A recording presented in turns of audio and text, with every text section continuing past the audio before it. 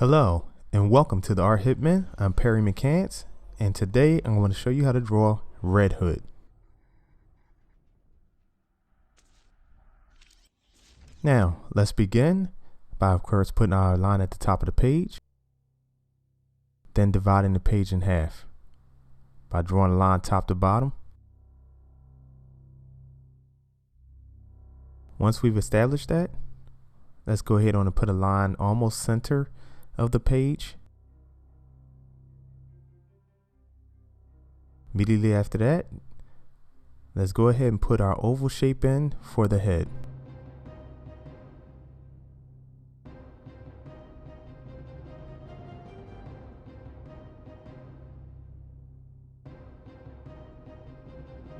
We'll put a temple line in on either side, right and left.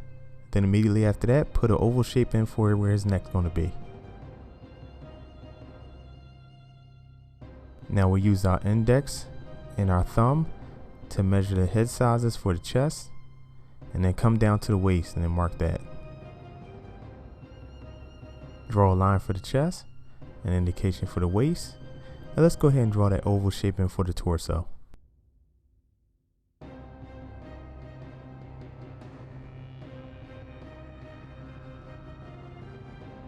Now we put a line right underneath the oval for a line for his shoulder.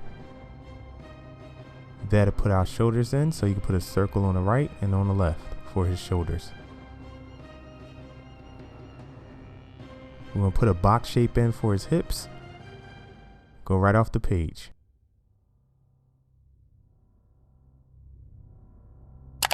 Once it's all completed, we're going to go ahead on and put a box shape in for his fist. And the reason why we're doing it on this side of the page is because this is a foreshortened pose. Once we got our rectangular shape in, we're going to measure it and see how far out it goes, and then do the same thing for the right so that we can mark it. Go ahead and put our rectangular shape in for the right side.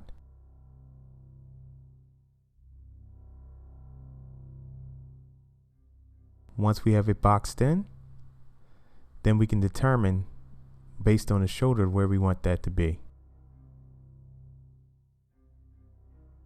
Now we can go ahead and put the rib cage in and begin with the forearm circle, bicep and tricep circle, which would be a cylinder shape. And I'll sketch that in, and then we can go ahead on and put in the wrist and the forearm. And we're simply drawing around the shapes and putting a line to the shoulder. Now repeat the same thing for the left side. Go ahead and put a cylinder shape in for his left arm. Close it off by putting another oval shape and then a circle for the forearm. Bring that around to the wrist.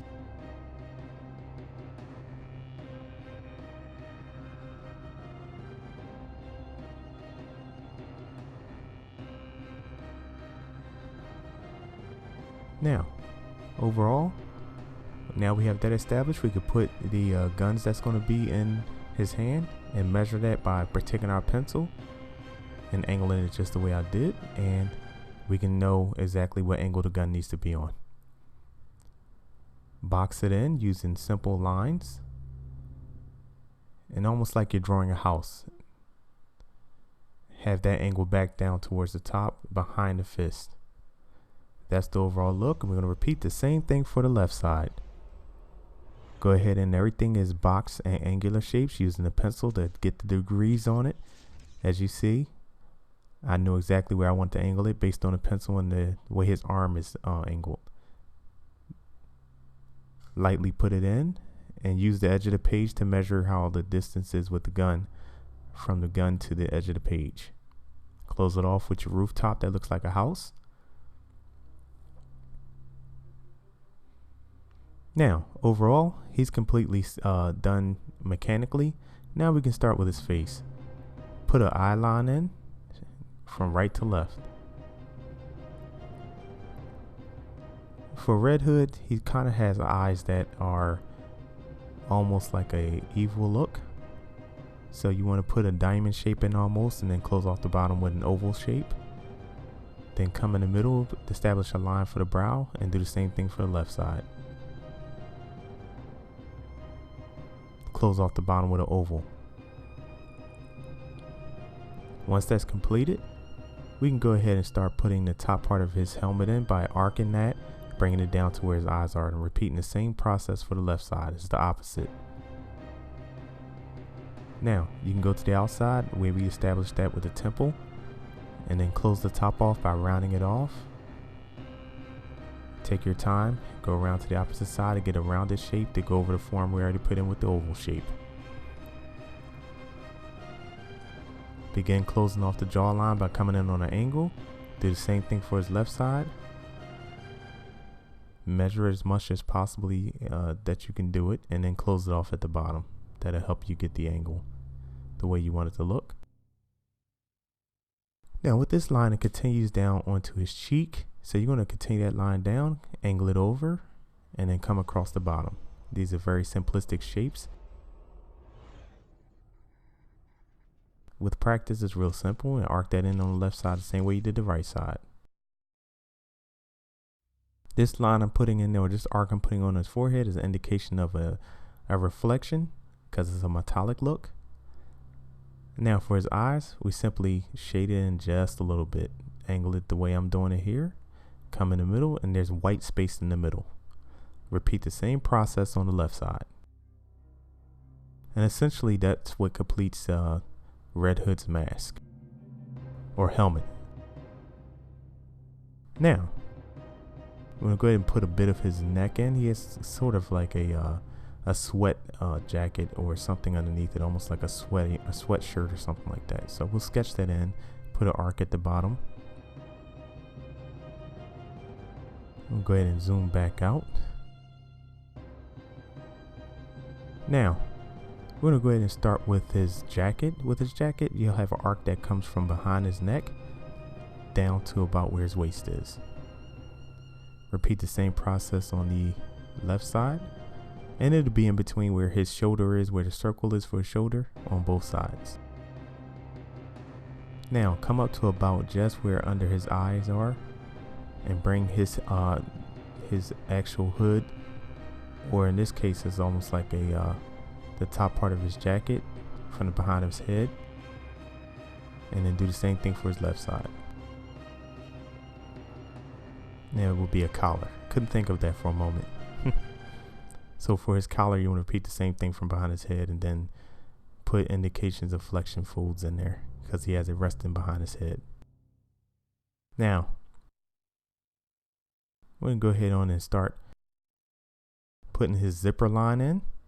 We're going to bring that down to his waist. Just a simple line that goes down from the bottom of his neck down to his waist. And repeat the same line again right next to it. Have a little bit indication of his upper chest here. Now we're going to zoom in for the bat symbol. For the bat symbol, it's a simple line that comes down and then up again on the left side, go back to the right side, come down on an angle, then come straight across. If you notice, I'll just put an arc right next to that, to put an arc on the left side as well. This helps with symmetry to make things even. Bring that back around and let it go up under the jacket. Do the same thing for the left side. Now for the bottom part of the bat symbol is just a bunch of arcs. Arc number 1 stops right where that line is. Arc number 2, it actually hits that line I put for the zipper line. Come up and repeat the same thing for the left side. Arc that hits the line, go down, come up, and go under the jacket. Zoom back out for you. Now, for his rib cage, you want to just bring his rib cage in and bring a line down to his waist. Right under that, it's going to be an indication of his top rib, and it's not going to be that detailed. You just bring a line over there and wrinkle lines at the bottom. You want to make it look like he's wearing some type of fabric. For his belt, you're going to have a simple line that comes in from right to left. Square it off. Put little crinkle lines at the bottom. Sketch them in lightly.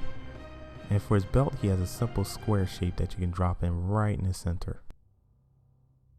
Go ahead on and put a belt loop buckle on the left and do the same thing for his right.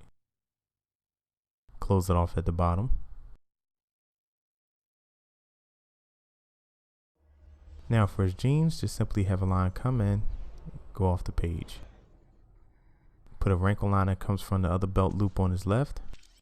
Put a zipper line in the middle, close it off on the left. And then have a line that comes in for his jacket. His jacket is waist high. So we're going to come back down and put the loops that's going to have his gun holsters in. And those are simple arc lines that repeat. And then a rectangle for his gun holsters on both sides. You want to drop in another rectangular shape. And then put a couple of sketch lines in for wrinkles on the pants. Now for the shoulder on the left, we're going to come in, angle it down, put a line for the indication of the jacket. This line is going to come from behind the top of his jacket all the way down to his waist, and then put an arc in underneath the bottom.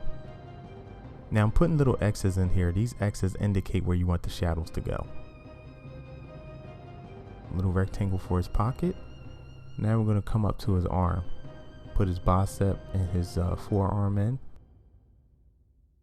Continue his rib cage.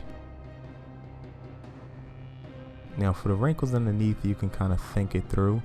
It could be a bit abstract, but have little lines and wrinkles that come in and follow along, because sometimes it's abstract and doesn't have really any defined shape to it. Bring an arc around his wrist. Of course, that's the wrist part of the jacket. Close it off. And then bring the wrinkles underneath here. And again, this is always subject to change. When you're roughing out a sketch, you always want to start off light. And that way, if you need to make changes later, you can go back and do that.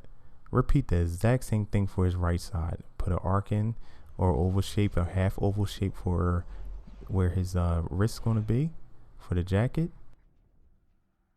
Then put indications of wrinkles in for the jacket on top. Then put his bicep in. And then close it off at the bottom and put the top of his shoulder in, just like you did on the left side. Now, you can have the bottom part of the jacket come in just like I did with the left side. Bring it in underneath. Finally, put that other rib cage in. Have the other side of the jacket come out, match the left side. And then make sure it's even. Use the arc on that side, continue through his belt. And you can use that for a guideline. If you notice, I'm matching up right to left. Right to left. And then put the bottom of the jacket in with the indications of the lines there. Rectangular shape. And simple lines to put the overall look in. Now we're going to move in on his hand here. So I'll zoom in for that so we can get a little detail on the hand. Now, we're going to come in with his index finger through the trigger. And these are simple square shapes. Close off the knuckle. And these are like what I call little indicated hills. Count them 1, 2, 3, and 4. Go back and then have each line meet each individual finger knuckle. Notice how I did that there. And then have that thumb overlap in between the index and the middle finger. But go a little darker, because that'll help you see the thumb over top of the rest of the fingers. Put the handle in for the gun, and put the other side of his palm in. And remember, all of this is roughed out, as you can go back in and always straighten it out later if you need to make corrections with an eraser if you need to. But this is pretty much roughing the figure in. Put the actual handle in. Add a little detail to the gun by going darker. And the gun can be as simplistic as you need to be. It's essentially usually a rectangle shape. Go a little darker for detail. Now for the back of the gun, put a line in. Close it off at the top. Little circle for the chamber. A line here for some detail. Remember, very simple. It doesn't have to be super detailed. It's just to indicate the gun. Then to get a a look or effect of he fired the gun, I'm gonna go ahead and put some arcs in around it real light like this, very loose. And this could be abstract, it doesn't have to be exactly like mine, so feel free to draw it as wild as you want to. I have fun with this part when I do it. Zoom out so you can see everything that I've done here. Remember, feel free to just go as crazy as you want with this. And this is a repeated process on the right side. If you notice the process of drawing that I'm doing here, I'm feeling my way around the way I want the fingers to look. So we count it, 4 knuckles, 1, 2, 3, 4. The thumb goes over top of the index and the middle finger. Put the palm in and the lines for each finger. Always make sure you count the fingers, of course. You don't want to have a finger too many or too short. Put the handle of the gun in. Wrist goes in. And indication of his glove for his wrist. Now, start with the chamber where the gun is going to be. Go ahead on and darken in the gun itself, the exterior, by using lines in a simple circle. And then it's going to match the other side, of course, by putting everything you need to make that gun blast look wild. I even added a little piece on the side there. Let's zoom out here. Now, it looks good. If you're drawn up to this point, overall everything looks good. I'm going to go ahead and clean it up and erase it. And at the end, you can pause it if you want to take a look at it when it's done.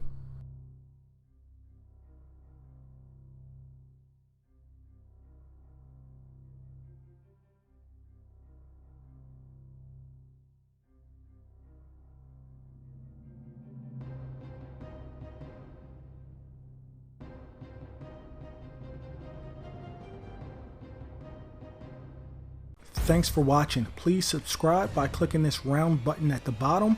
Also, click one of the 2 videos at the top. Please like this video, tell a friend, and share it on Facebook. Thank you. The Art Hitman.